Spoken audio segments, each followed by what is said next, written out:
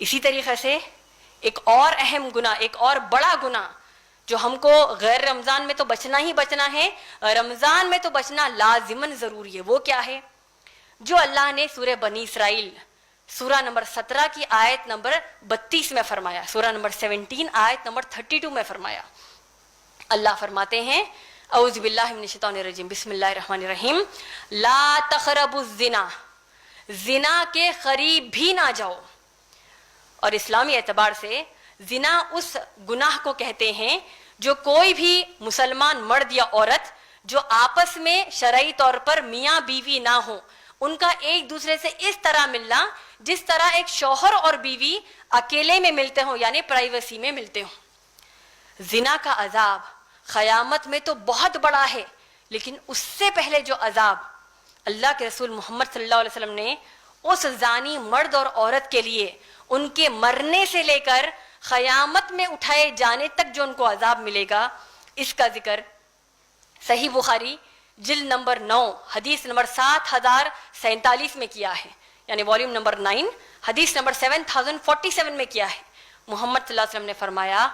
کہ اللہ سبحانہ تعالیٰ جو مسلمان مرد اور عورت زنا کیے اس دنیا میں، ان کو اللہ سبحانہ تعالیٰ ایک بہت بڑے تنور میں، یعنی بہت بڑے اون میں ان کو پھینک دیں گے، جس میں بہت بڑی بھڑکتی آگ ہوگی. اور کیسے ڈالیں گے ان کو؟ ان زانی مسلمان مرد اور عورتوں کو ان کی شرمگاہوں سے، ان کے پرائیویٹ پارٹ سے لٹکایا جائے گا اور اس میں اس بھینکر آگ میں جلایا جائے گا. اور جب اس آگ سے پریشان ہو کر تڑپیں گے اس آگ میں اور چیخ ماریں گے اور باہر نکلنے کی کوشش کریں گے، تو تنور کے منہ پر فرشتے ہوں گے جو پھر ان کو ڈھکیل کر واپس اس آگ میں گرا دیں گے. تو یہ گناہ کس کا ہے میری بہنوں؟ زنا کا گناہ ہے. اور اللہ کے رسول محمد صلی اللہ علیہ وسلم نے ترمذی شریف کی حدیث نمبر 2786 میں فرمایا، 2786 میں فرمایا کہ زنا کی کئی قسمیں ہیں.